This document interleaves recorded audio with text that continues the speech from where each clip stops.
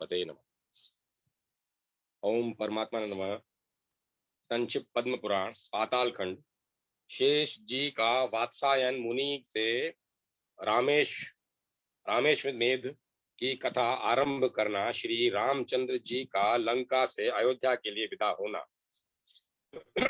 ऋषि बोले, महाभाग सुत जी, हमने आपके मुख से समूचे स्वर्गखंड की मनोहर कथा सुनी।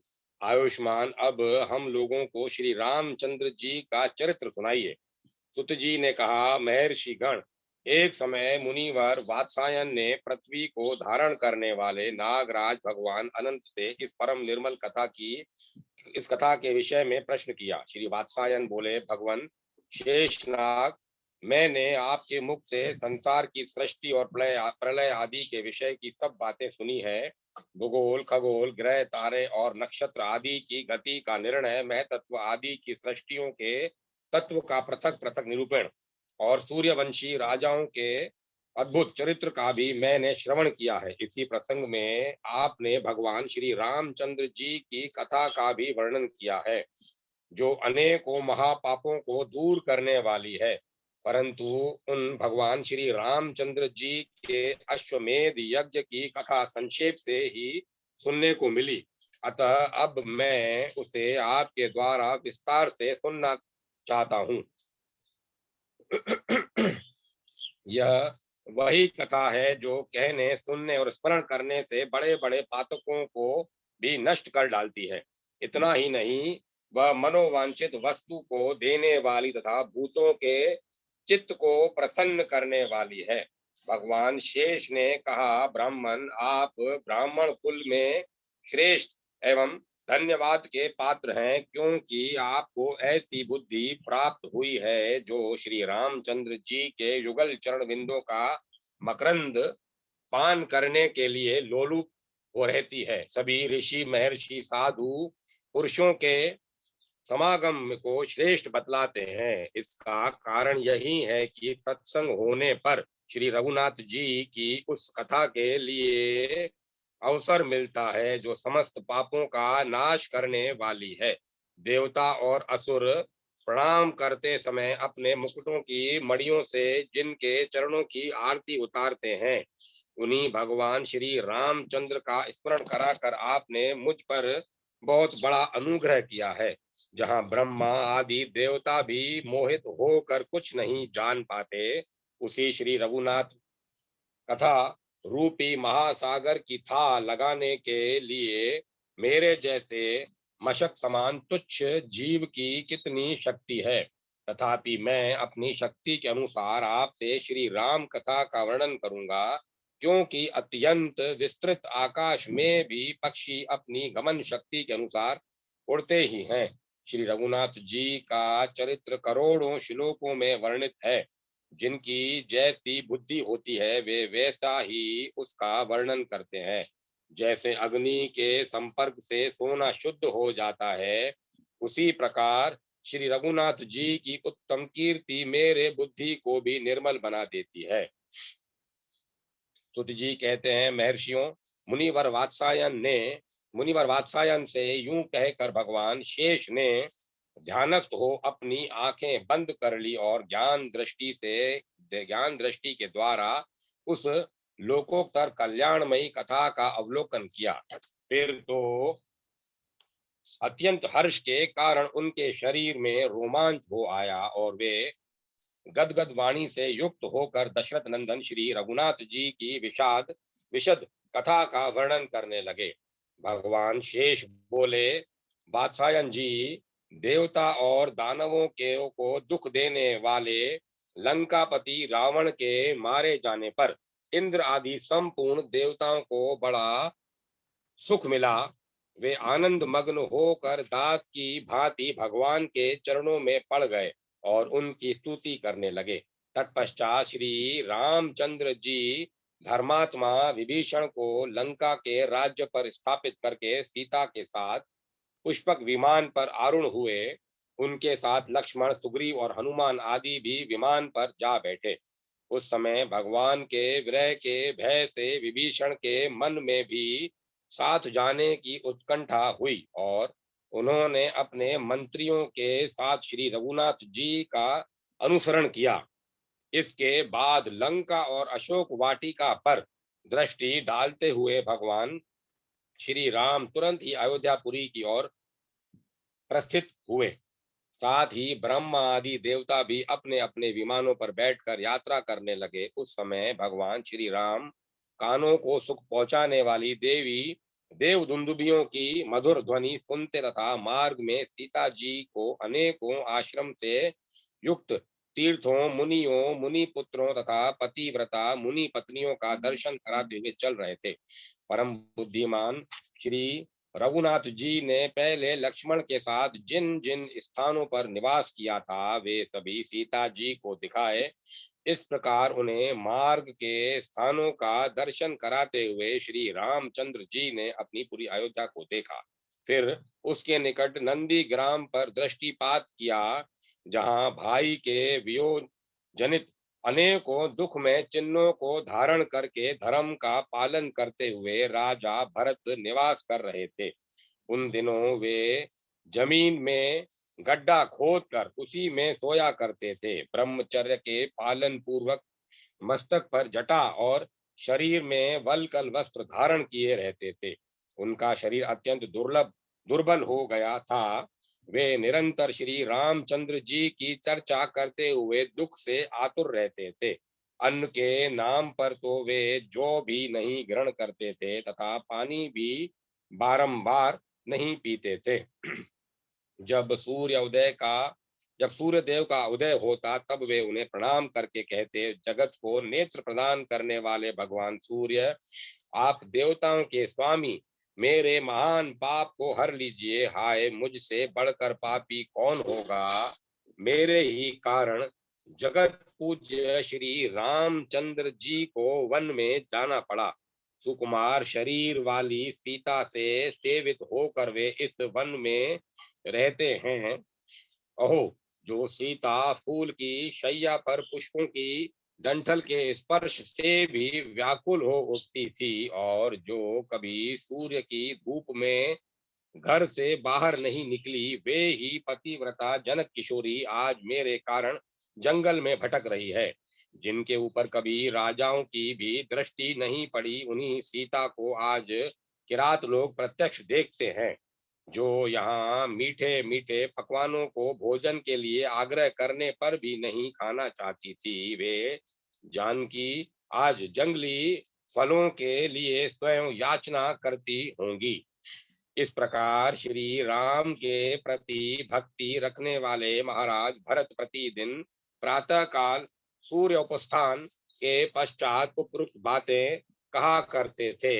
उनके दुख सुख में समान रूप से हाथ बटाने वाले शास्त्र चतुर नीतिज्ञ और विद्वान मंत्री भी भरत जी को सांत्वना देते हुए कुछ कहते, तब वे उन्हें इस प्रकार उत्तर देते, अमात्य गण, मुझ भाग्यहीन से आप लोग क्यों बातचीत करते हैं। मैं संसार में सब लोगों से अधम हूँ, क्योंकि मेरे ही कारण मेरे बड़े भाई श्री राम आज वन में जाकर कष्ट उठा रहे हैं। मुझ अभागे के लिए अपने पापों के प्रायश्चित करने का यह अवसर प्राप्त हुआ है। अतः मैं श्री रामचंद्र जी के चरणों का निरंतर आदर पूर्वक स्मरण करते हुए अपने दोषों का मार्जन करूंगा।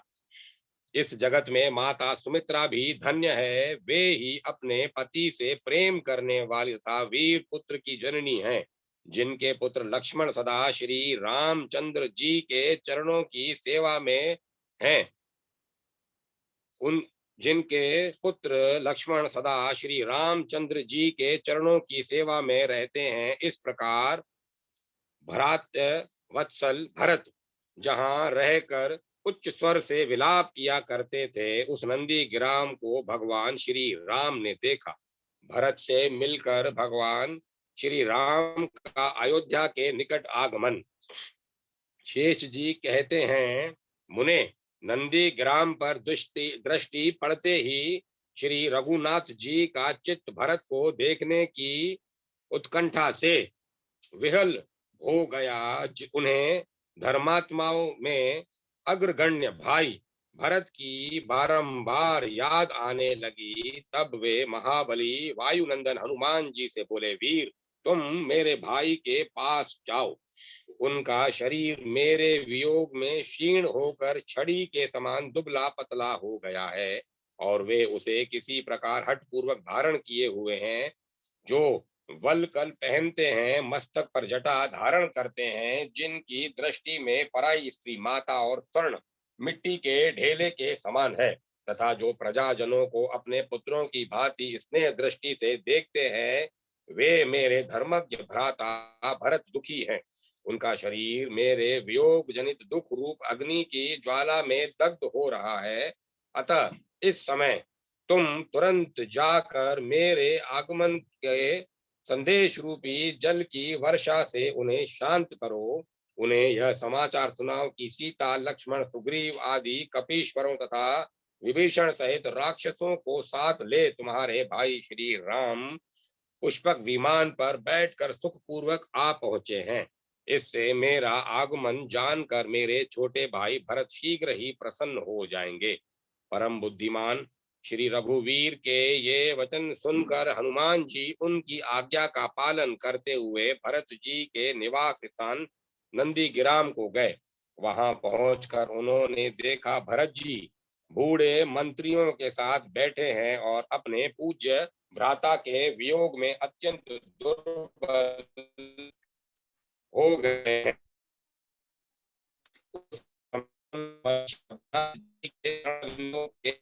में डूबा हुआ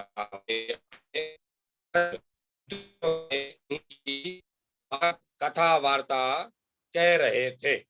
वे ऐसे जान पड़ते थे मानो धर्म के मूर्तिमान स्वरूप हों, अथवा विधाता ने मानो संपूर्ण सत्व गुण को एकत्रित करके उसी के द्वारा उनका निर्माण किया हो।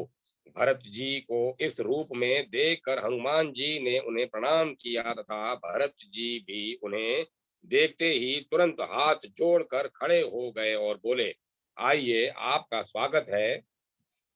श्री रामचंद्र जी की कुशल कहिए। वे इस प्रकार कह ही रहे थे कि इतने में उनकी दाहिनी बाह फड़क उठी। हृदय से शोक निकल गया और उनके मुख पर आनंद के आंसुओं की धारा बह चली। उनकी ऐसी अवस्था देख वानर राज हनुमान जी ने कहा, लक्ष्मण सहित श्री रामचंद्र जी इस ग्राम के निकट आ गए हैं। श्री रघुनाथ जी के आगमन के संदेश ने भरत के शरीर पर मानो अमृत छिड़क दिया। वे हर्ष में भरकर बोले, श्री राम का संदेश लाने वाले हनुमान जी, मेरे पास ऐसी कोई वस्तु नहीं है जिसे यह प्रिय समाचार सुनाने के बदले में मैं आपको दे सकूं। इस उपकार के कारण मैं जीवन भर आपका दास बना रहूंगा।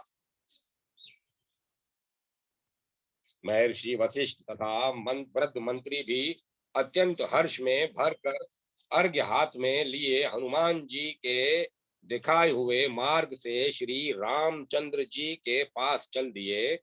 भरत जी की दृष्टि दूर से आते हुए परम मनोरम भगवान श्री राम जी पर पड़ी। वे पुष्पक विमान के मध्य में सीता और लक्ष्मण के साथ बैठे थे।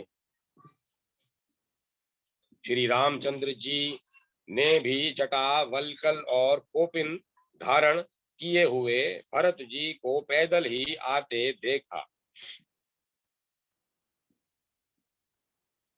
साथ ही उनकी दृष्टि उन मंत्रियों पर भी पड़ी जिन्होंने भाई के वेश के समान ही वेश धारण कर रखा था। उनके मस्तक पर भी जटा थी तथा वे भी निरंतर तपस्या के कलेश उठाने के कारण अत्यंत दुर्बल हो गए थे। राजा भरत को इस अवस्था में देखकर श्री रघुनाथ जी को बड़ी चिंता हुई। वे कहने लगे, अहो राजाओं के भी राजा महाबुद्धिमान महाराज दशरथ का यह पुत्र आज जटा और वल्कल आदि तपस्वी का वेश धारण किए पैदल ही मेरे पास आ रहे हैं। मित्रों, मैं वन में गया था, किंतु मुझे भी ऐसा दुख नहीं उठाना पड़ा, जैसा कि मेरे वियोग के कारण इस भरत को भोगना पड़ रहा है।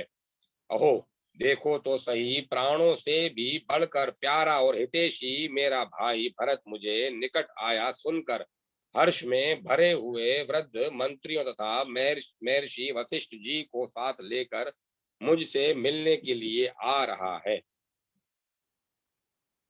इस प्रकार भगवान श्री राम आकाश में स्थित पुष्पक विमान से उपरोक्त बातें कह रहे थे और भी विभीषण, हनुमान तथा लक्ष्मण उनके प्रति आदर का भाव प्रकट कर रहे थे। निकट आने पर भगवान हृदय विरह से कातर हो उठा भगवान का हृदय विरह से कातर हो उठा और वे भैया भैया भरत, तुम कहाँ हो, इस प्रकार कहते तथा बारंबार भाई भाई भाई की रट लगाते हुए तुरंत ही विमान से उतर पड़े। सहायकों सहित श्री रामचंद्र जी को भूमि पर उतरते देख भरत जी भी हर्ष के आंसू बहाते हुए उनके सामने दंड की भांति धरती पर पड़ गए। श्री रघुनाथ जी ने भी उन्हें दंड की भांति पृथ्वी पर पड़ा देख हर्षपूर्ण दृष्टि से देखते हुए अपनी दोनों भुजाओं से उठाकर छाती से लगा लिया। आरंभ में श्री रामचंद्र जी के बारंबार उठाने पर भी भरत जी उठे नहीं, अपितु अपने दोनों हाथों से भगवान के चरण पकड़कर फूट फूट कर रोते रहे। भरत जी ने कहा, महाबाहु भगवान श्री राम, मैं दुष्ट, दुराचारी और पापी हूँ, मुझ पर कृपा कीजिए। आप दया के सागर हैं, अपनी दया से ही मुझे अनुग्रहित कीजिए। भगवान, जिन्हें सीता जी के कोमल हाथों का स्पर्श भी कठोर जान पड़ता था, आपके उन्हीं चरणों को मेरे कारण वन में भटकना पड़ा। यूं कहकर भरत जी ने दीन भाव से आंसू बहाते हुए बारंबार श्री रघुनाथ जी के चरणों का आलिंगन किया और हर्ष से विहल होकर उनके सामने हाथ जोड़ खड़े हो गए। करुणा सागर श्री रघुनाथ जी अपने करुणा सागर श्री रघुनाथ जी ने अपने छोटे भाई को गले लगाकर प्रधानमंत्रियों को भी प्रणाम किया तथा सबसे आदर पूर्वक कुशल समाचार पूछा। उसके बाद भाई भरत के साथ वे पुष्पक विमान पर जा बैठे। वहां भरत जी ने अपने भातृ पत्नी पतिव्रता सीता जी को देखा, जो अत्रि की भार्या अंसुया तथा अगस्त मुनि की पत्नी लोपामुद्रा की भांति जान पड़ती थी।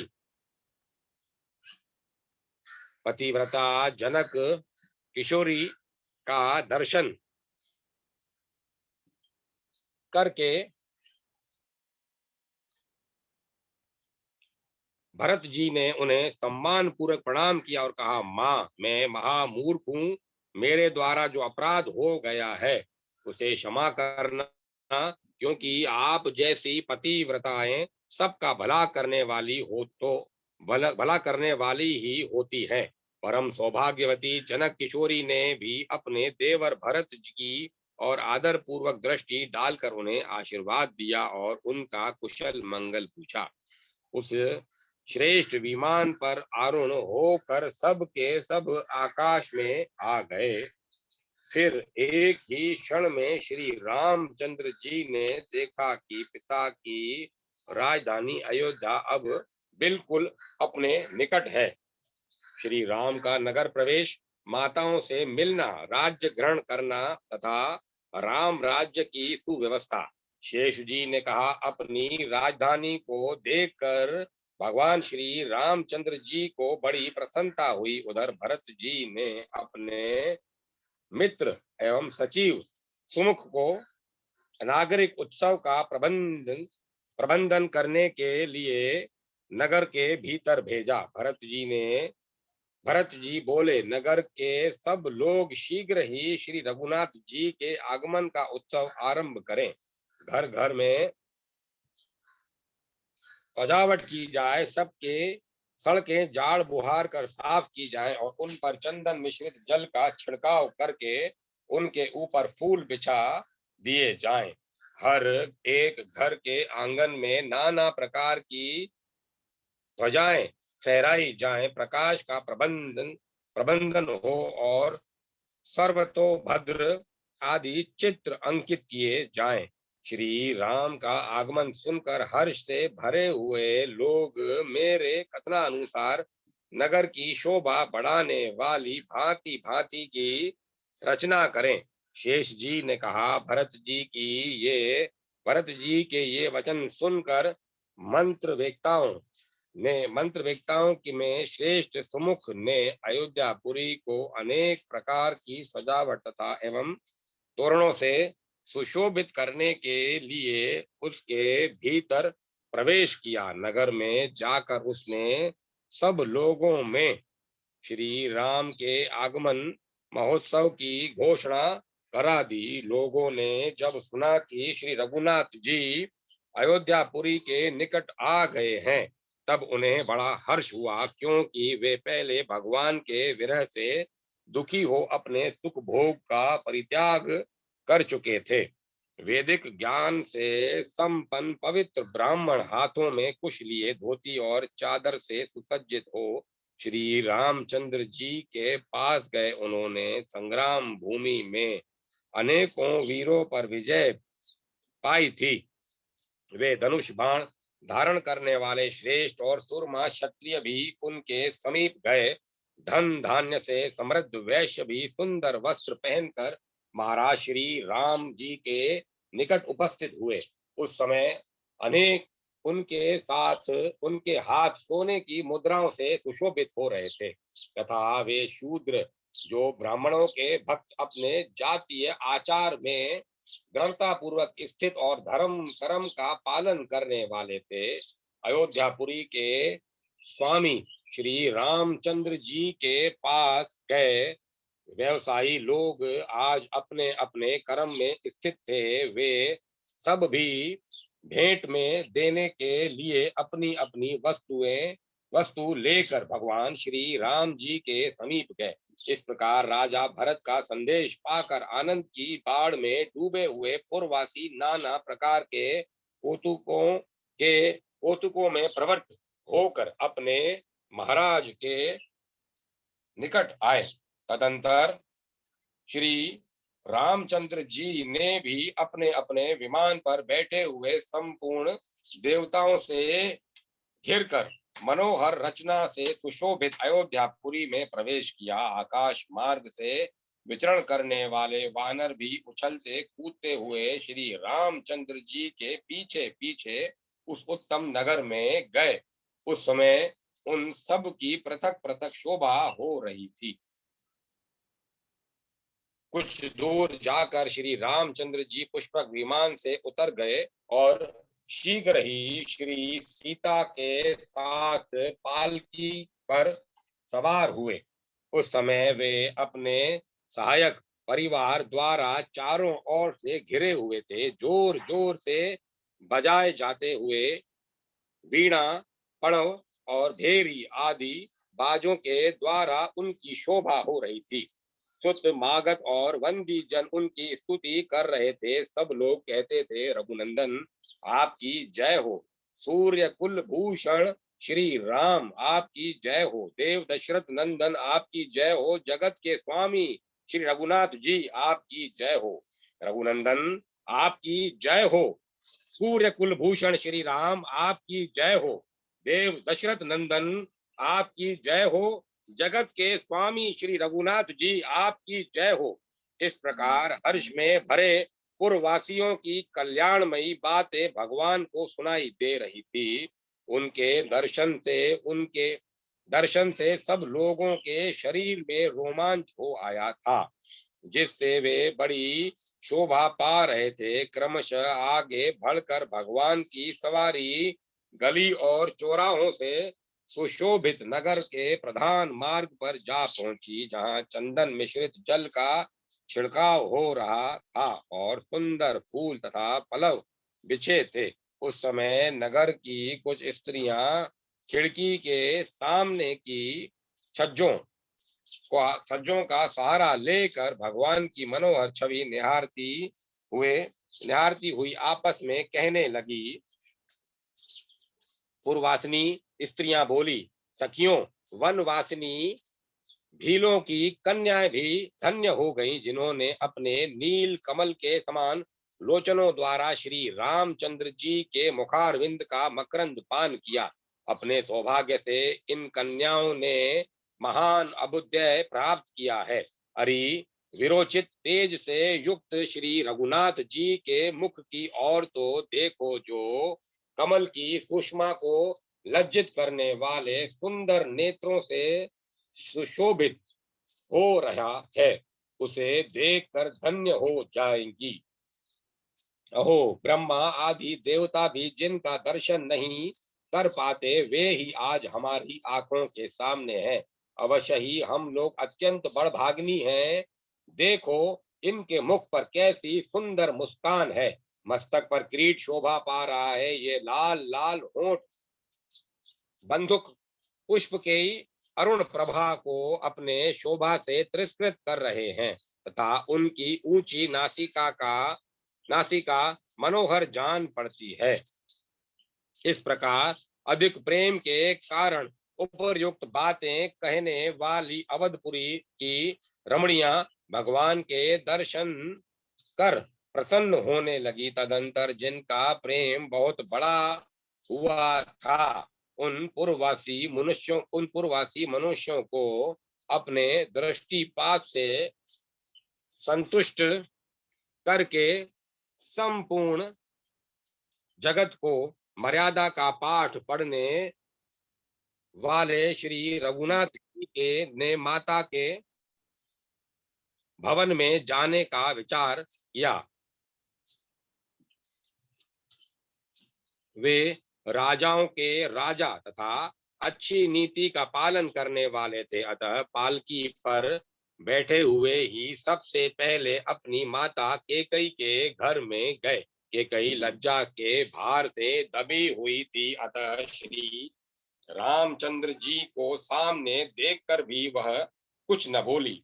बारंबार गहरी चिंता में डूबने लगी सूर्यवंश की पताका फहराने वाले श्री रामचंद्र जी ने माता को लज्जित देकर उसे विनय युक्त वचनों द्वारा सांत्वना देते हुए कहा। श्री राम बोले, माँ, मैंने वन में जाकर तुम्हारी आज्ञा का पूर्ण रूप से पालन किया है। अब बताओ, तुम्हारी आज्ञा से इस समय कौन सा कार्य करूं? श्री राम जी की यह बात सुनकर भी कैकई अपने मुंह को ऊपर न उठा सकी। वह धीरे धीरे बोली, बेटा राम, तुम निष्पाप हो, अब तुम अपने महल में जाओ। माता का यह वचन सुनकर कृपा निधान श्री रामचंद्र जी ने भी उन्हें नमस्कार किया और वहां से सुमित्रा के भवन को गए। सुमित्रा का हृदय बड़ा उदार था। उन्होंने अपने पुत्र लक्ष्मण सहित श्री रामचंद्र जी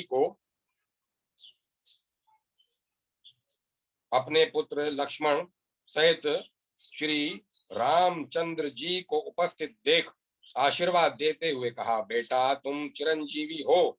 श्री रामचंद्र जी ने भी माता सुमित्रा के चरणों में प्रणाम करके बारंबार प्रसन्नता प्रकट करते हुए कहा, माँ, लक्ष्मण जैसे पुत्र रत्न को जन्म देने के कारण तुम रत्न गर्भा हो। बुद्धिमान लक्ष्मण ने जिस प्रकार हमारी सेवा की है, जिस तरह उन्होंने मेरे कष्टों का निवारण किया है, वैसा कार्य और किसी ने कभी नहीं किया। रावण ने सीता को हर लिया, उसके बाद मैंने पुनः जो इन्हें प्राप्त किया है, वह सब तुम लक्ष्मण का ही पराक्रम समझो। यूं कहकर तथा सुमित्रा के दिए हुए आशीर्वाद को शिरोधार्य करके वे देवताओं के साथ अपनी माता कौशल्या के महल में गए। माता को अपने दर्शन के लिए उत्कंठित तथा हर्षमग्न देख भगवान श्री राम तुरंत ही पालकी से उतर पड़े और निकट पहुंचकर उन्होंने माता के चरणों को पकड़ लिया। माता कौशल्या का हृदय बेटे का मुख देखने के लिए उत्कंठा से विहल हो रहा था। उन्होंने अपने राम को बारंबार छाती से लगाया और बड़े बहुत प्रसन्न हुई। उनके शरीर में रोमांच हो आया, वाणी गदगद हो गई और नेत्रों से आनंद के आंसू प्रवाहित होकर चरणों को भिगोने लगे। विनयशील श्री रघुनाथ जी ने देखा कि माता अत्यंत दुर्बल हो गई हैं। मुझे देखकर ही उन्हें कुछ कुछ हर्ष हुआ है। उनका इस अवस्था पर उनकी इस अवस्था पर दृष्टिपात करके उन्होंने कहा। श्री राम जी बोले, माँ, मैंने बहुत दिनों तक तुम्हारे चरणों की सेवा नहीं की है। निश्चय ही मैं बड़ा भाग्यहीन हूँ। तुम मेरे इस अपराध को क्षमा करना। जो पुत्र अपने माता पिता की सेवा के लिए उत्सुक नहीं रहते, उन्हें रज वीर्य से उत्पन्न हुआ कीड़ा ही समझना चाहिए। क्या करूं? पिताजी की आज्ञा में और पिताजी की आज्ञा से मैं दंड का अरण्य में चला गया था। वहां से रावण सीता को हर कर लंका में ले गया था, किंतु तुम्हारी कृपा से उस राक्षस राज को मारकर मैंने पुनः उन्हें प्राप्त किया है। ये पतिव्रता सीता भी तुम्हारे चरणों में पड़ी है। इनका चित्त सदा तुम्हारे इन चरणों में ही लगा रहता है। श्री रामचंद्र जी की बात सुनकर माता कौशल्या ने उनके पैरों पर पड़ी हुई पतिव्रता बहू सीता को आशीर्वाद देते हुए कहा, माननी सीते, तुम चिरकाल तक अपने पति की जीवन संगनी बनी रहो। मेरी पवित्र स्वभाव वाली बहू, तुम दो पुत्रों की जननी होकर अपने इस कुल को पवित्र करो। बेटी, दुख सुख में पति का साथ देने वाली तुम्हारी जैसी पतिव्रता स्त्री तीनों लोकों में कहीं भी दुख की भागिनी नहीं हो सकती। यह सर्वथा सत्य है।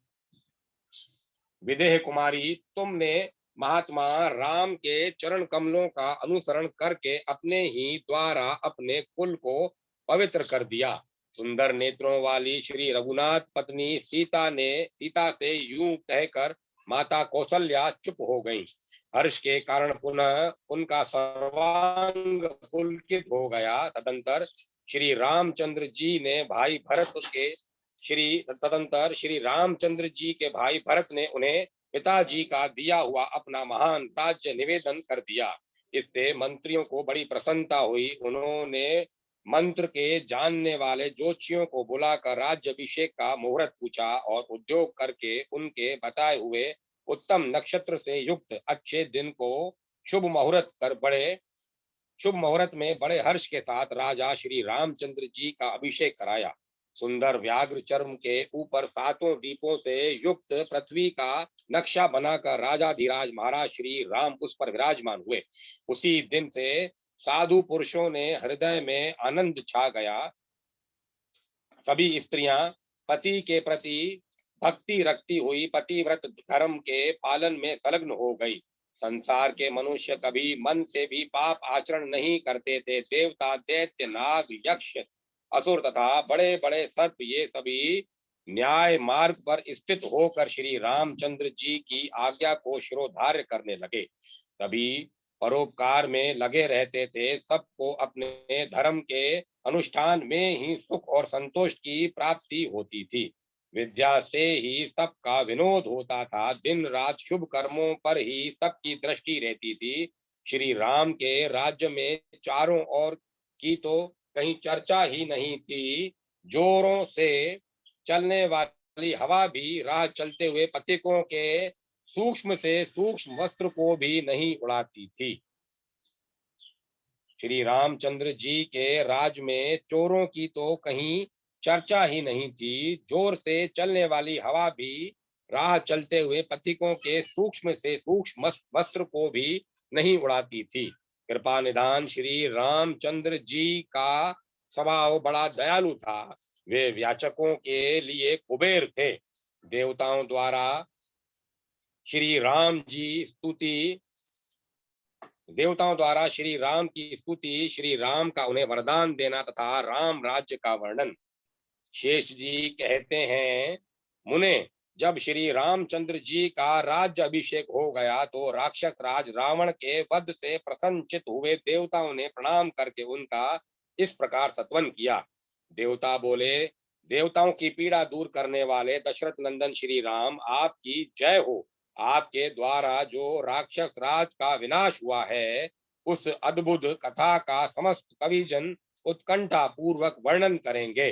भुवनेश्वर प्रलय काल में आप संपूर्ण लोकों की परंपरा को लीला पूर्वक ग्रस लेते हैं। प्रभो, आप जन्म और जरा आदि दुखों से सदा मुक्त हैं।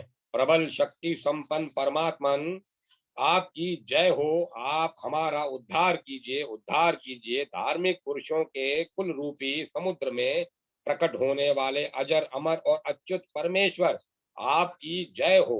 भगवन, आप देवताओं से श्रेष्ठ हैं। आपका नाम लेकर अनेकों प्राणी पवित्र हो गए हैं। फिर जिन्होंने श्रेष्ठ द्विज वंश में जन्म ग्रहण करके उत्तम मानव शरीर को प्राप्त किया है, उनका उद्धार होना कौन बड़ी बात है। शिव और ब्रह्मा जी भी जिनको मस्तक झुकाते हैं, जो पवित्र यव आदि के चिन्हों से सुशोभित तथा मनोवांछित कामना और समृद्धि देने वाले हैं, उन आपके चरणों का हम निरंतर अपने हृदय में चिंतन करते रहें, यही हमारी अभिलाषा है। आप कामदेव की भी शोभा को तिरस्कृत करने वाले मनोहर कांति धारण करते हुए परम पावन दया में यदि आप इस भूमंडल को अभय दान न दें तो देवता कैसे सुखी हो सकते हैं। नाथ, जब जब दानवी शक्तियां हमें दुख देने लगे, तब तब आप इस पृथ्वी पर अवतार ग्रहण करें। विभो, यद्यपि आप सबसे श्रेष्ठ, अपने भक्तों द्वारा पूजित, अजन्मा तथा अविकारी हैं, तथापि अपनी माया का आश्रय लेकर भिन्न भिन्न रूप में प्रकट होते हैं। आपके सुंदर चरित्र, पवित्र लीलाएं मरने वाले प्राणियों के लिए अमृत के समान दिव्य जन्म जीवन प्रदान करने वाले हैं। उनके श्रवण मात्र से समस्त पापों का नाश हो जाता है। आपने अपनी इन लीलाओं से समस्त भूमंडल को व्याप्त कर रखा है तथा गुणों का गान करने वाले देवताओं द्वारा भी आपकी स्तुति की गई है, जो सबके आदि हैं, परंतु जिनका आदि कोई नहीं है, जो अजर तरुण रूप धारण करने वाले हैं, जिनके गले में हार और मस्तक पर किरीट शोभा पाता है, जो कामदेव की भी कांति को लज्जित करने वाले हैं, साक्षात भगवान शिव, जिनके चरण कमलों की सेवा में लगे रहते हैं तथा जिन्होंने अपने शत्रु रावण का बलपूर्वक वध किया है, वे श्री रघुनाथ जी सदा ही विजय हो। ब्रह्मा आदि संपूर्ण देवताओं ने इस प्रकार स्तुति करके विनीत भाव से श्री रघुनाथ जी को बारंबार प्रणाम किया।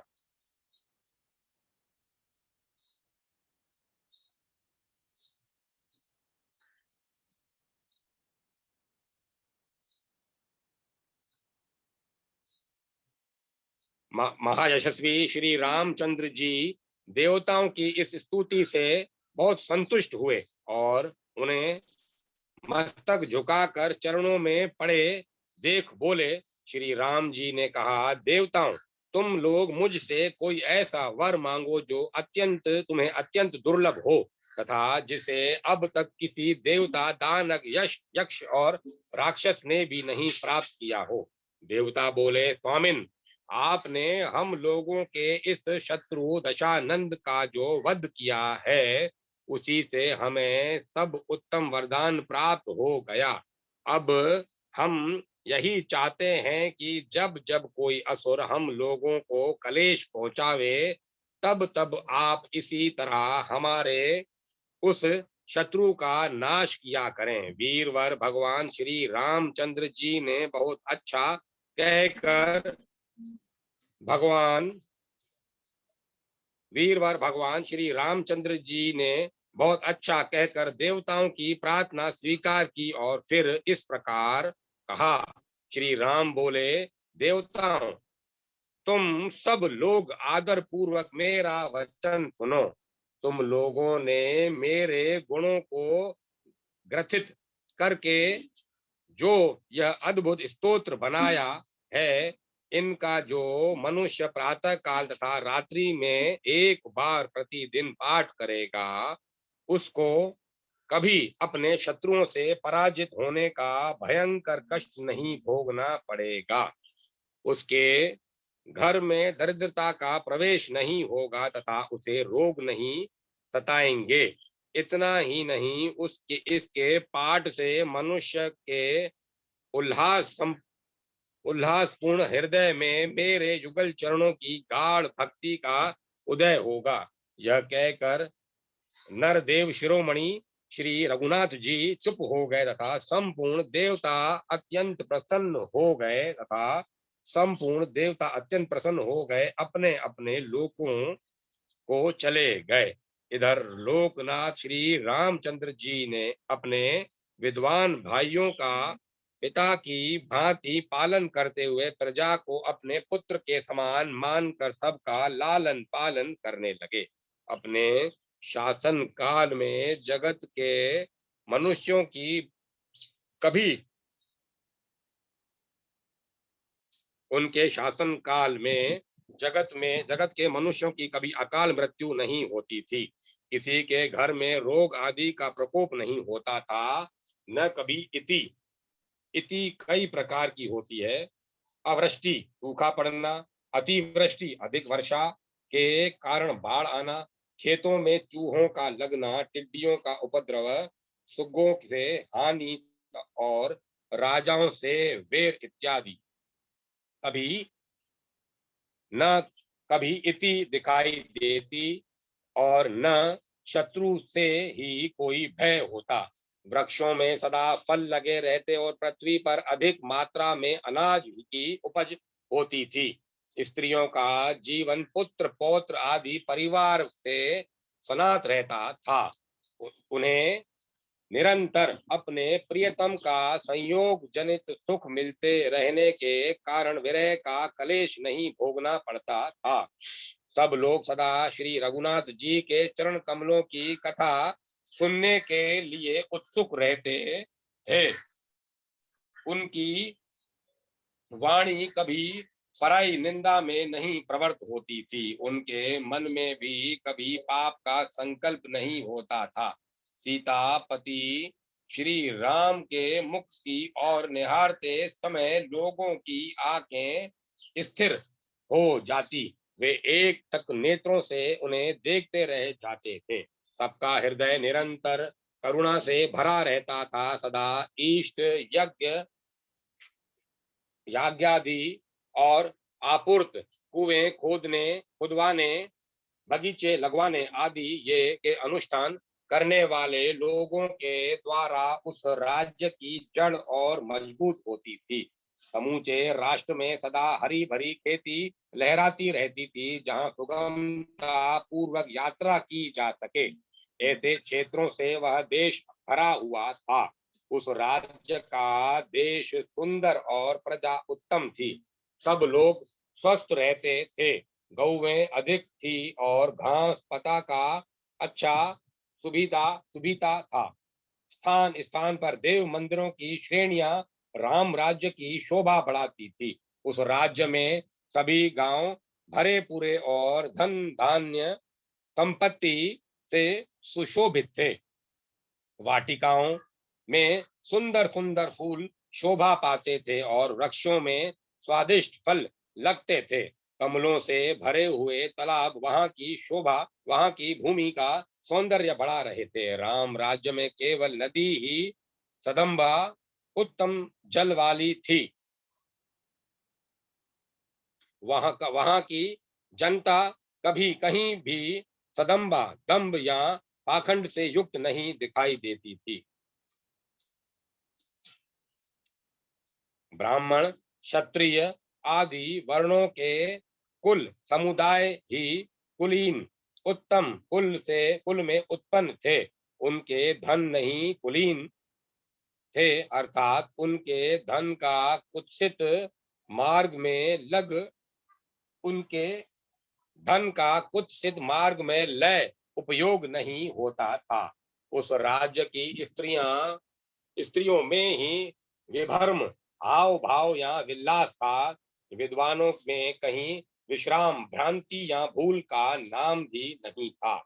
वहां की नदियां वहां की नदियां ही कुटिल मार्ग से जाती थी, प्रजा नहीं। अर्थात प्रजा में कुटिलता का सर्वथा अभाव था। श्री रामचंद्र जी के राज्य में केवल कृष्ण पक्ष की रात्रि ही तम अंधकार से युक्त थी। मनुष्यों में तम अज्ञान या दुख नहीं था। वहां की स्त्रियों में ही रज का संयोग देखा जाता था, धर्म प्रधान मनुष्यों में नहीं।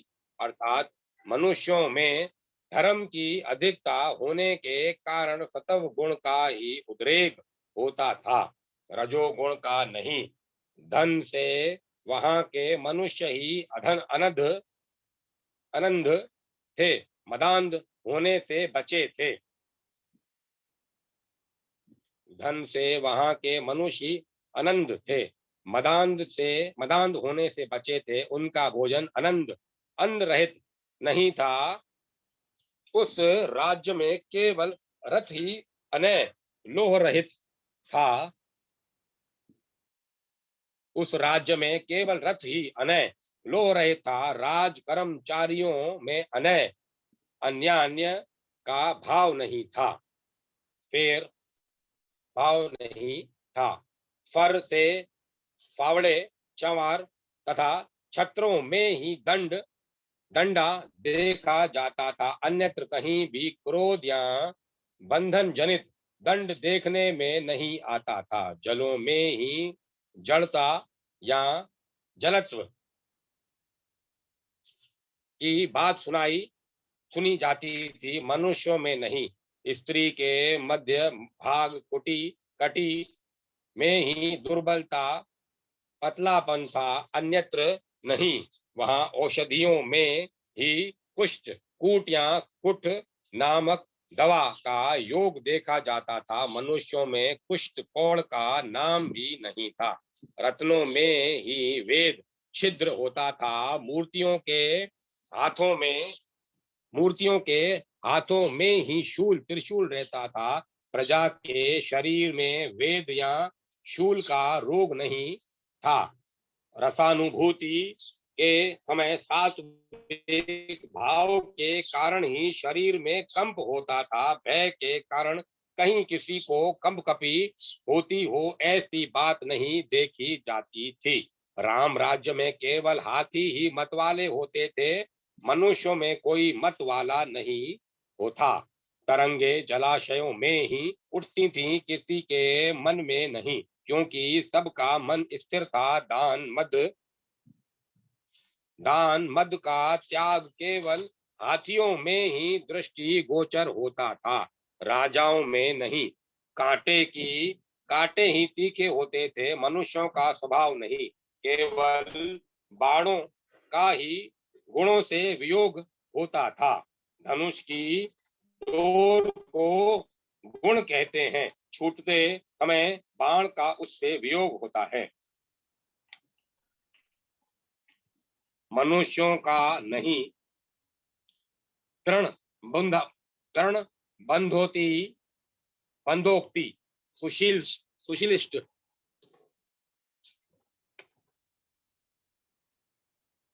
सुशीलिष्ट प्रबंध रचना या कमल बंद आदि श्लोकों की रचना केवल पुस्तकों में ही उपलब्ध होती थी। लोक में कोई सदृढ़ बंधन का बांधा या कैद किया गया हो, ऐसी बात नहीं सुनी जाती थी। प्रजा को सदा ही श्री रामचंद्र जी से लाड़ प्यार प्राप्त होता था। अपने द्वारा लालित प्रजा का निरंतर लालन पालन करते हुए वे उस संपूर्ण देश की रक्षा करते थे। श्री राम के दरबार में अगस्त्य जी का आगमन, उनके द्वारा रावण आदि के जन्म तथा तपस्या का वर्णन और देवताओं की प्रार्थना से भगवान का अवतार लेना।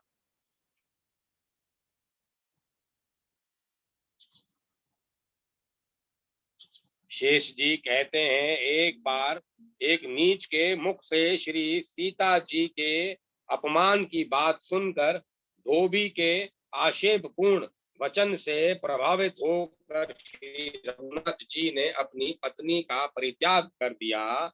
इसके बाद वे सीता से रहित एकमात्र पृथ्वी का, जो उनके आदेश से ही सुरक्षित थी, धर्मानुसार पालन करने लगे। एक दिन महामती श्री रामचंद्र जी राज्यसभा में बैठे हुए थे।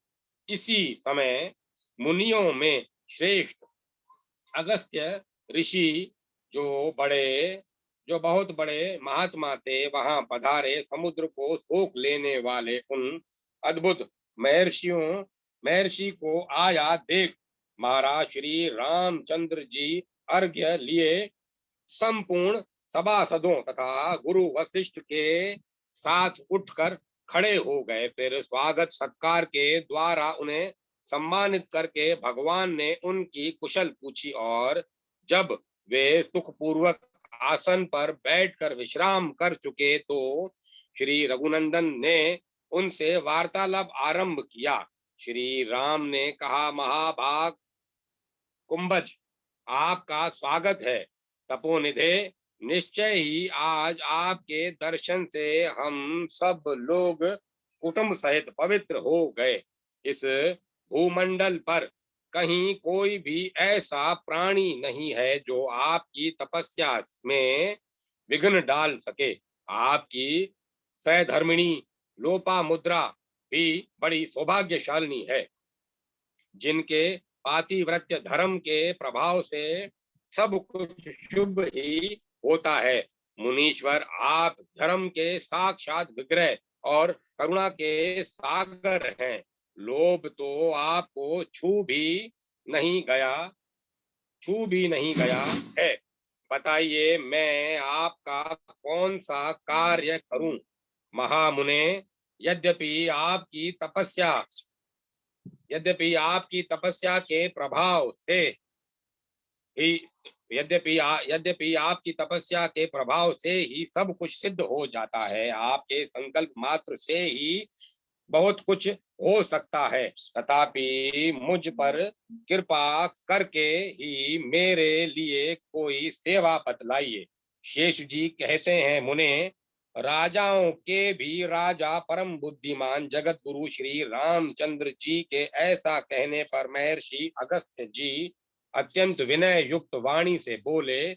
अगस्त्य जी ने कहा, स्वामिन, आपका दर्शन देवताओं के लिए भी दुर्लभ है, यही सोचकर मैं यहाँ आया हूँ। राजाधिराज, मुझे अपने दर्शन के लिए ही आया सुनकर समझिए। कृपानिधे, आपने रावण नामक असुर का, जो समस्त लोगों के लिए कटक रूप था, वध कर डाला। वह बहुत अच्छा हुआ, यह बहुत अच्छा हुआ। अब देवगण सुखी और विभीषण राजा हुए, यह बड़े सौभाग्य की बात है। श्री राम, आज आपका दर्शन पाकर मेरे मन का खाली खजाना भर गया।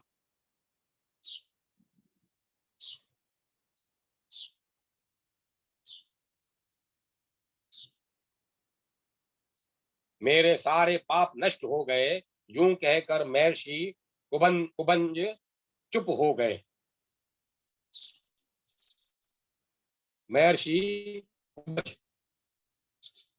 महर्षि कुंभज चुप हो गए।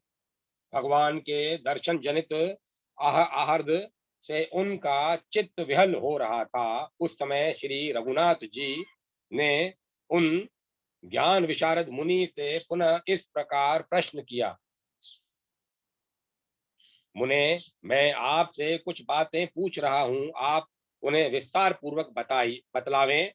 देवताओं को पीड़ा देने वाला वह रावण जिसे मैंने मारा है कौन था, तथा उस दुरात्मा का भाई कुंभकर्ण भी कौन था, उसकी जाति, उसके बंधु बांधव कौन थे।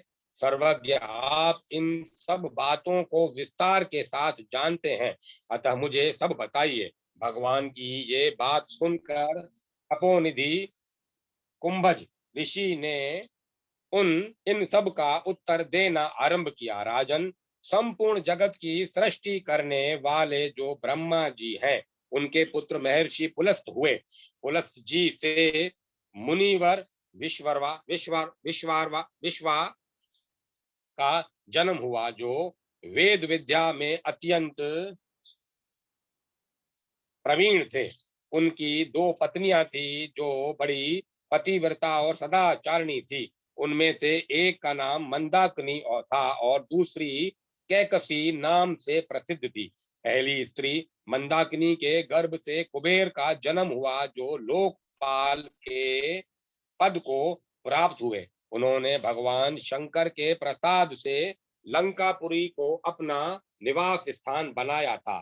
कैकसी विंधुन विंधुमाली नामक दैत्य की पुत्री थी। उनके गर्भ से रावण, कुंभकर्ण तथा पुण्यात्मा विभीषण, ये तीन महाबली पुत्र उत्पन्न हुए।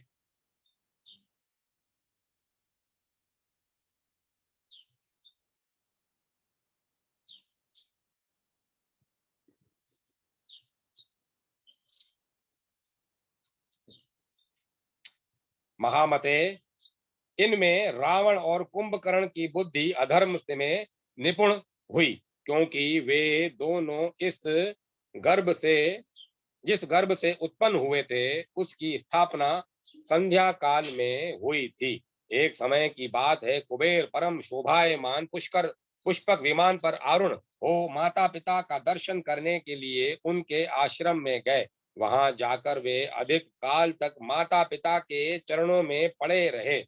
उस समय उनका हृदय हर्ष से विहल हो रहा था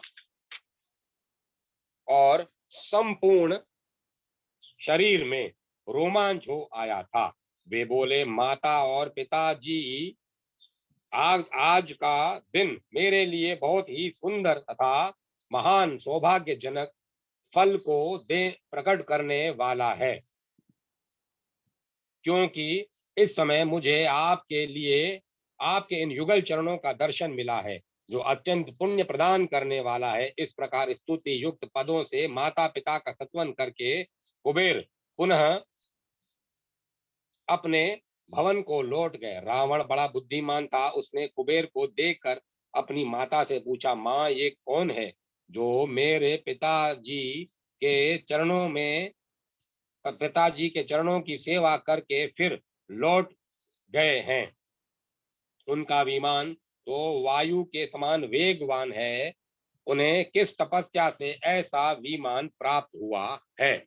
शेष जी कहते हैं, मुने, रावण का वचन सुनकर उसकी माता रोष से विकल हो उठी और कुछ आंखें टेढ़ी करके अनमनी होकर बेटे से बोली, अरे मेरी बात सुनो, इसमें बहुत शिक्षा भरी हुई है।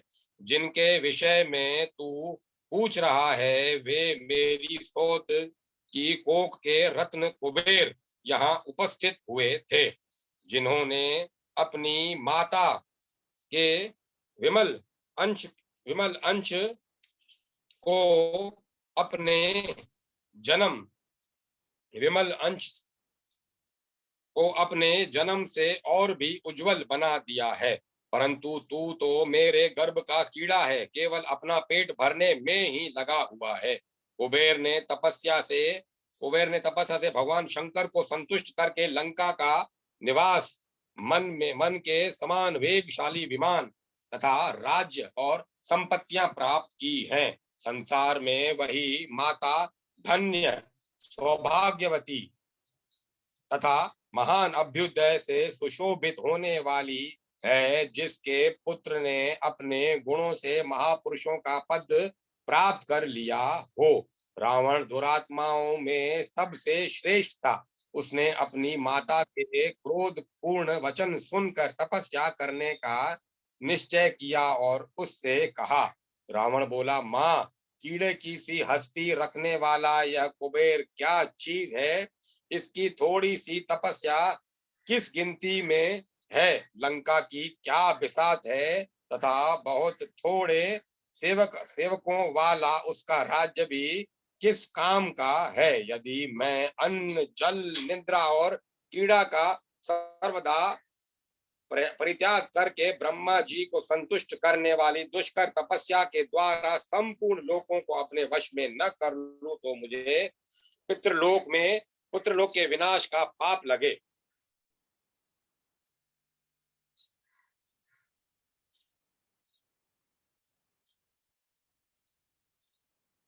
तत्पश्चात कुंभकर्ण और विभीषण ने भी तपस्या का निश्चय किया। फिर रावण अपने भाइयों को साथ लेकर पर्वतीय वन में चला गया। वहां उसने सूर्य की ओर ऊपर दृष्टि लगाए हुए पैर से खड़ा होकर 10,000 वर्षों तक घोर तपस्या की। बड़ी कुंभकर्ण ने भी बड़ा कठोर तप किया। विभीषण भी धर्मात्मा थे, अतः उन्होंने उत्तम तपस्या का अनुष्ठान किया। तदंतर देवादिदेव भगवान ब्रह्मा जी ने प्रसन्न होकर रावण को बहुत बड़ा राज्य दिया और उसका स्वरूप तीनों लोकों में प्रकाशमान एवं सुंदर बना दिया, जो देवता और दानव दोनों से सेवित था। कुबेर की बुद्धि सदा धर्म में ही लगी रहती थी। रावण ने वर पाने के अनंतर अपने भाई कुबेर को बहुत सताया। उनका विमान छीन लिया और उनकी लंका नगरी पर भी हठात अधिकार जमा लिया। उसने समस्त लोकों को संताप पहुंचाया। देवता स्वर्ग से भाग गए। उस निशाचर ने ब्राह्मण ब्राह्मण वंश का भी विनाश किया और मुनियों की तो वह जड़ ही काटता फिरता था। तब उसके अत्याचार से अत्यंत दुखी होकर इंद्र आदि समस्त देवता ब्रह्मा जी के पास गए तथा दंडवत प्रणाम करके उनकी स्तुति करने लगे। जब सब ने आदर पूर्वक प्रिय वचन द्वारा उनका सत्वन किया, तो भगवान ब्रह्मा ने प्रसन्न होकर कहा, देवगण, मैं तुम्हारा कौन सा कार्य करूं। तब देवताओं ने ब्रह्मा जी से अपना अभिप्राय निवेदन किया। रावण से प्राप्त होने वाले अपने कष्ट और पराजय का वर्णन किया। उनकी बातें सुनकर ब्रह्मा जी ने क्षण भर विचार किया। फिर देवताओं को साथ लेकर वे कैलाश पर्वत पर गए। उस पर्वत के पास पहुंचकर इंद्र आदि देवता वहां की विचित्रता देखकर मुग्ध हो गए और खड़े होकर उन्होंने शंकर जी की इस प्रकार स्तुति की। भगवान, आप भव उत्पादक, सर्व संहारक तथा नीलग्रीव, कंठ में नील चिन्ह धारण करने वाले आदि नाम से प्रसिद्ध हैं। आपको नमस्कार है। स्थूल और सूक्ष्म रूप धारण करने वाले आपको प्रणाम है तथा अनेकों रूपों में प्रतीत होने वाले आपको नमस्कार है। सब देवताओं के मुख से यह स्तुति युक्त वाणी सुनकर भगवान शंकर ने नंदी से कहा, देवताओं को मेरे पास बुला लाओ। आज्ञा पाकर नंदी उसी समय देवताओं को बुलाया नंदी ने उसी समय देवताओं को बुलाया। अंतपुर में पहुंचकर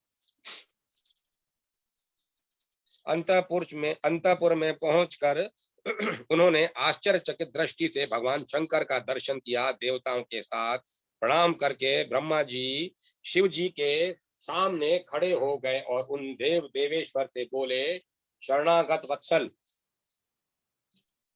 महादेव, आप देवताओं की अवस्था पर दृष्टि डालिए और उनके ऊपर कृपा कीजिए। दुष्ट राक्षस रावण का वध करने के लिए उद्योग हो सके वह कीजिए।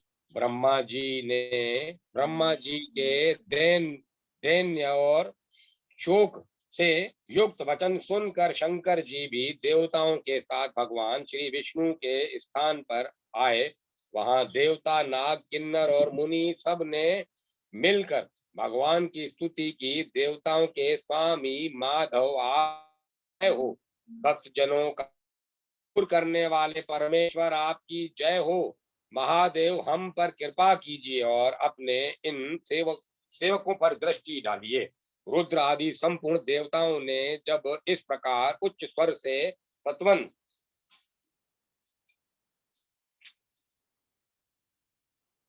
सत्वन किया तो उनके वचन सुनकर देवादिदेव श्री विष्णु जी ने देव समुदाय के दुख पर अच्छी तरह विचार किया। तत्पश्चात मेघ के समान गंभीर वाणी से उनका शोक शांत करते हुए बोले, ब्रह्मा, रुद्र और इंद्र आदि देवताओं, मैं आप लोगों के हित की बात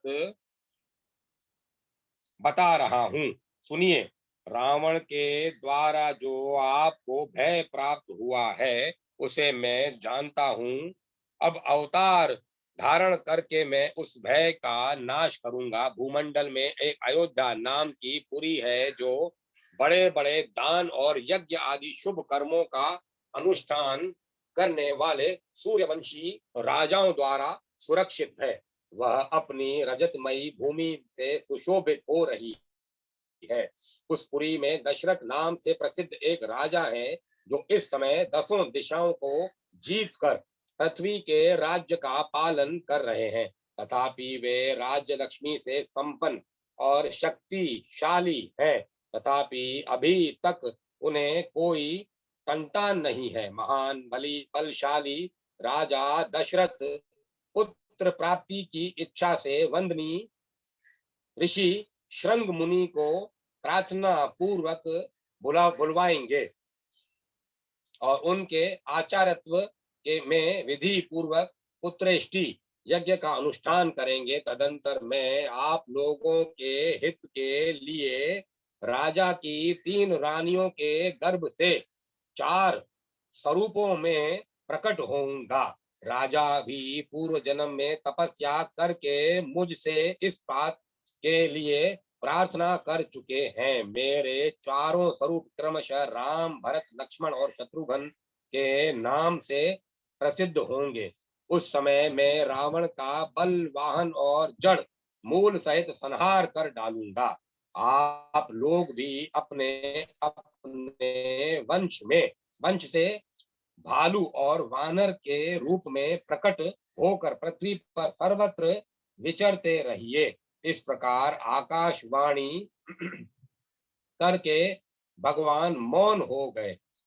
उनका वचन सुनकर सब देवताओं का चित्त प्रसन्न हो गया। परम मेधावी देवादिदेव भगवान ने जैसा कहा था उसी के अनुसार देवताओं ने कार्य किया। उन्होंने अपने अपने अंश से ऋष्य और वानर का रूप धारण करके समूची पृथ्वी को भर दिया। महाराज, देवताओं का दुख दूर करने वाले जो महान देव श्री विष्णु कहलाते हैं वे आप ही हैं। आप ही मानव शरीर धारी भगवान है।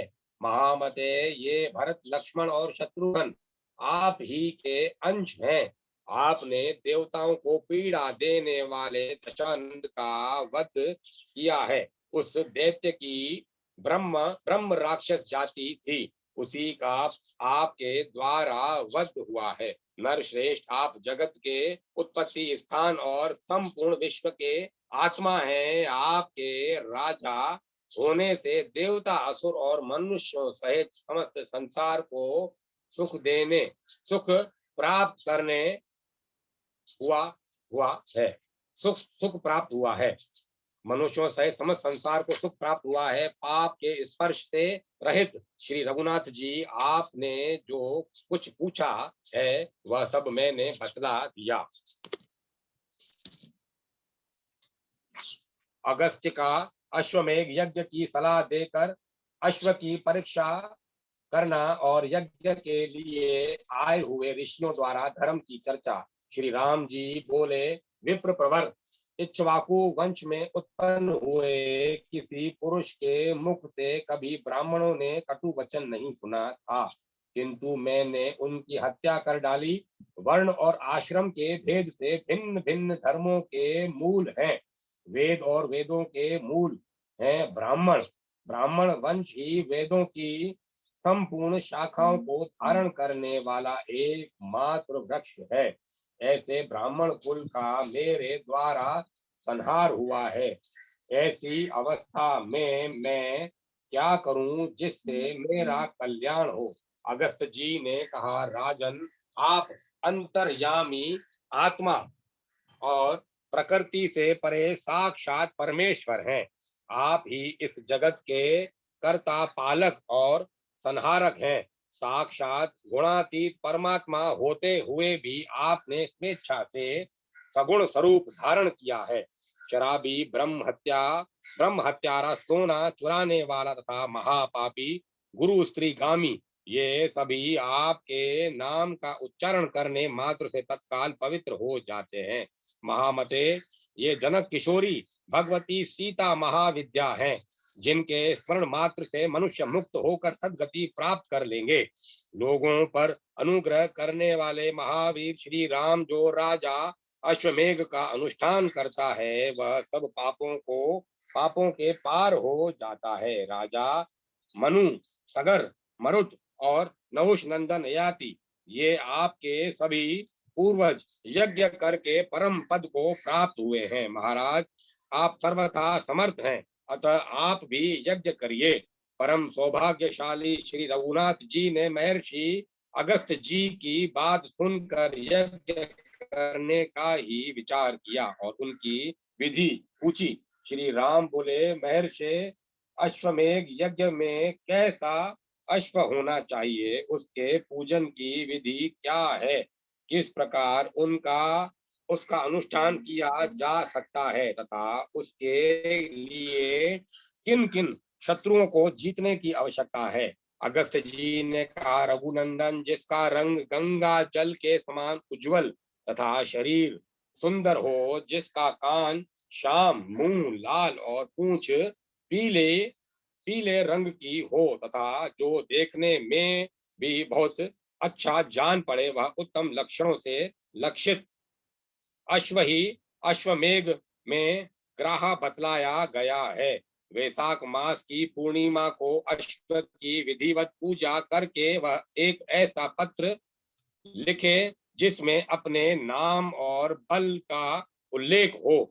वह पत्र घोड़े के ललाट में बांधकर उसे स्वच्छंद विचरने के लिए छोड़ देना चाहिए तथा बहुत से रक्षकों को तैनात करके उसकी सब ओर से यत्न पूर्वक रक्षा करनी चाहिए।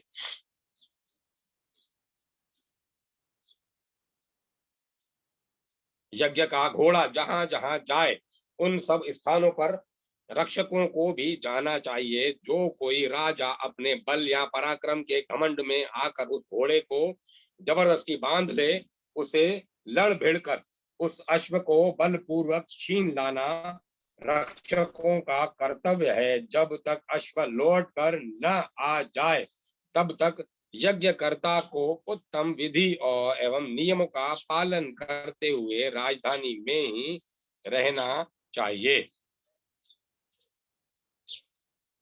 वह ब्रह्मचर्य का पालन करे और मृग का सींग हाथ में धारण किए रहे। यज्ञ संबंधी व्रत का पालन करने के साथ ही 1 वर्ष तक दीनों, अंधों और दुखियों को धन आदि देकर संतुष्ट करते रहना चाहिए। महाराज, बहुत सा अन्न और धन दान करना उचित है।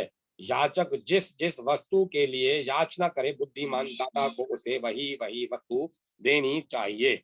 इस प्रकार का कार्य करते हुए यजमान का यज्ञ जब तक भली भांति पूर्ण हो जाता है, तो वह सब पापों का नाश कर डालता है।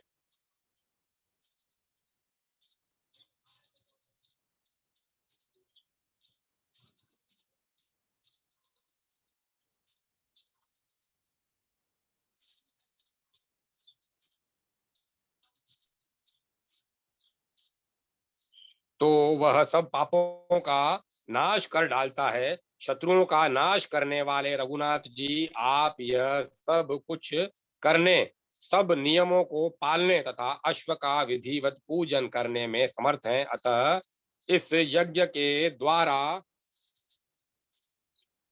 अपनी विशद कीर्ति का विस्तार करके दूसरे मनुष्यों को भी पवित्र कीजिए। श्री रामचंद्र जी ने कहा, विप्रवर, आप इस समय मेरी अश्वशाला का निरीक्षण कीजिए और देखिए उनमें उसमें ऐसे उत्तम लक्षणों से संपन्न घोड़े हैं या नहीं।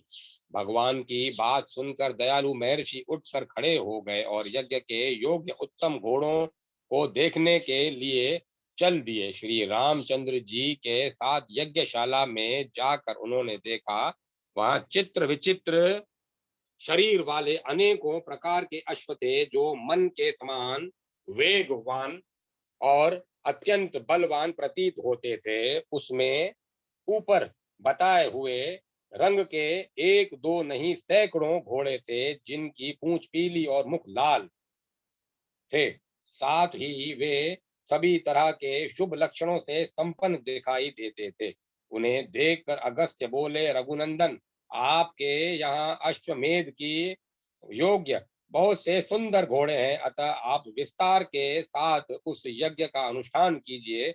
महाराज श्री राम, आप महान सौभाग्यशाली हैं। देवता और असुर सभी आपके चरणों पर मस्तक झुकाते हैं, अतः आपको इस यज्ञ का अनुष्ठान अवश्य करना चाहिए। मुनि के इस वचन से उन्होंने यज्ञ के लिए सभी मनोहर संभार एकत्रित किए। तत्पश्चात महाराज श्री राम मुनियों के साथ सरयू तट पर आए और सोने के हलों से चारों ओर हलों से 4 योजन भूमि, 4 योजन लंबी चौड़ी बहुत बड़ी भूमि को जोता। उसके बाद उन पुरुषोत्तम ने यज्ञ के लिए अनेकों मंडप बनवाए और योनि एवं मेखला युक्त कुंडल का विधिवत निर्माण करके उसे अनेकों रत्नों से सुसज्जित एवं सब प्रकार की शोभा से संपन्न बनाया। महान तपस्वी एवं परम सौभाग्यशाली मुनिवर वशिष्ठ जी ने सब कार्य वेद शास्त्र की विधि के अनुसार संपन्न कराया। उन्होंने अपने शिष्यों को महर्षियों के आश्रम पर भेज कर बतलाया कि श्री रघुनाथ जी अश्वमेघ यज्ञ का अनुष्ठान करने के लिए उद्यत हुए हैं, अतः आप सब लोग उसमें पधारें। इस तरह आमंत्रित होकर वे सभी तपस्वी महर्षि भगवान श्री रामचंद्र के दर्शन के लिए अत्यंत उत्कंठित होकर वहां आए। नारद, असित पर्वत, कपिल मुनि, जातुकर्ण्य, अंगिरा, अरष्टि शेण, अत्रि, गौतम, हारित, याज्ञवल्क्य तथा संवर्त आदि महात्मा भी भगवान श्री राम के अश्वमेघ यज्ञ में आए। श्री रघुनाथ जी ने बड़े आनंद के साथ उठकर उनका स्वागत किया और उन्हें प्रणाम करके अर्घ्य तथा आसन आदि देकर इन सब की विधिवत पूजा की। फिर गौ और स्वर्ण निवेदन करके वे बोले, महर्षियों, मेरे बड़े भाग्य हैं जो आपके दर्शन हुए।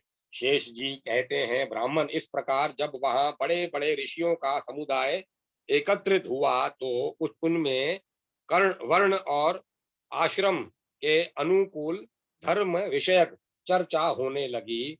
वात्सायन जी ने पूछा, भगवान, वहां धर्म के संबंध में क्या क्या बातें हुई, कौन सी अद्भुत बात बताइए, कौन कौन सी अद्भुत बात बताई गई।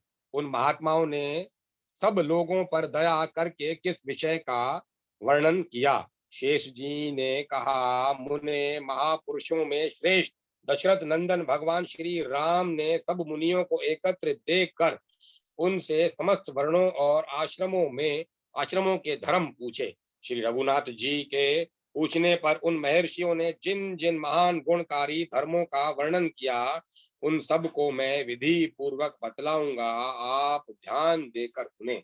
ऋषि बोले, ब्राह्मणों को सदा यज्ञ करना और वेद पढ़ाना आदि कार्य करना चाहिए। वह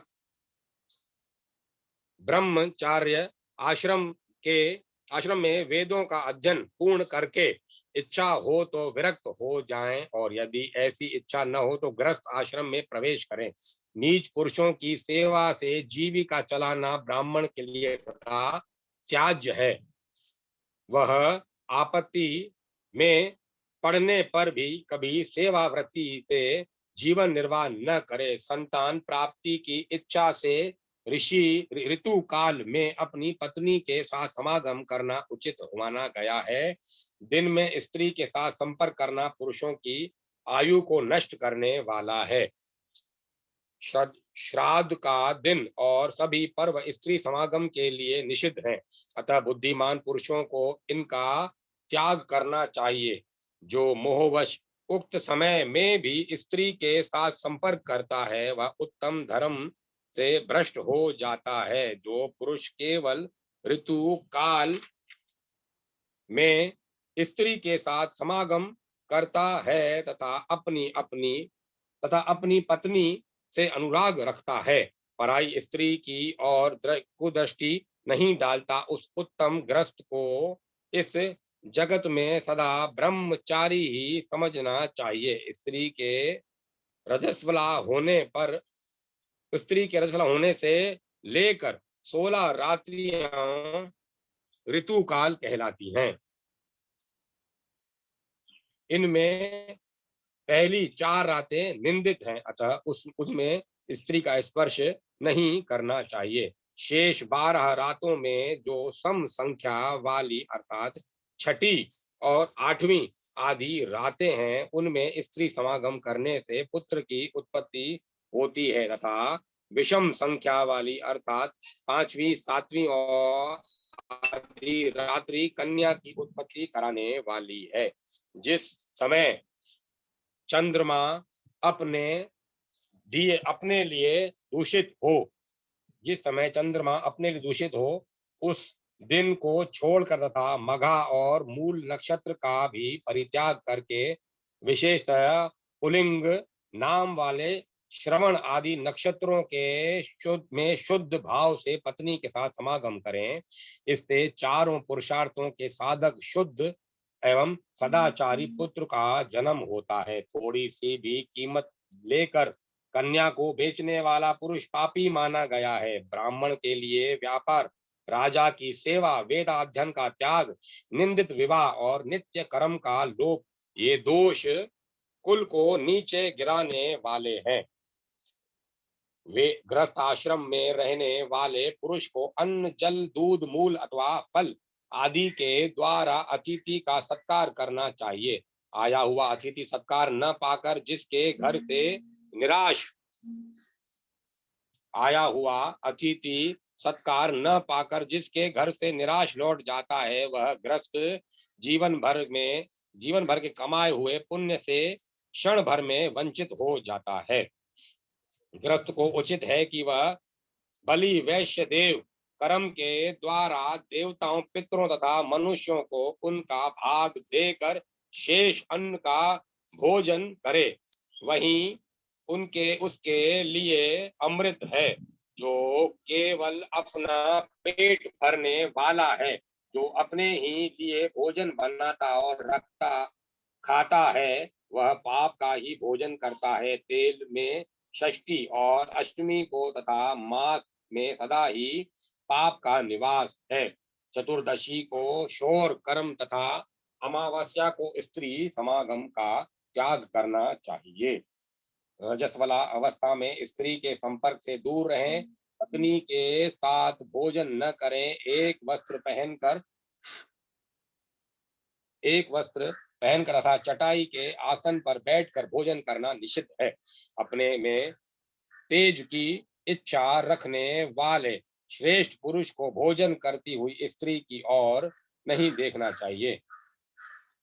अपने में तेज की इच्छा रखने वाले श्रेष्ठ पुरुष को भोजन करती हुई स्त्री की ओर नहीं देखना चाहिए, मुंह से आग को न फूकें, नंगी स्त्री की ओर दृष्टि न डालें, बछड़े को दूध पिलाती हुई गौ को न छेड़ें, दूसरे को इंद्रधनुष न दिखाएं, रात में दही खाना सर्वथा निषिद्ध है, आग में अपने पैर न सेकें, उसमें कोई अपवित्र वस्तु न डालें, किसी भी जीव की हिंसा तथा दोनों संध्याओं के समय भोजन न करें, रात्रि को खूब पेट भर के भोजन करना उचित नहीं है, पुरुष को नाचने गाने और बजाने में आसक्ति नहीं रखनी चाहिए, कांस के बर्तन में पैर धुलाना निषिद्ध है, दूसरे के पहने हुए वस्त्र और जूते न धारण करें,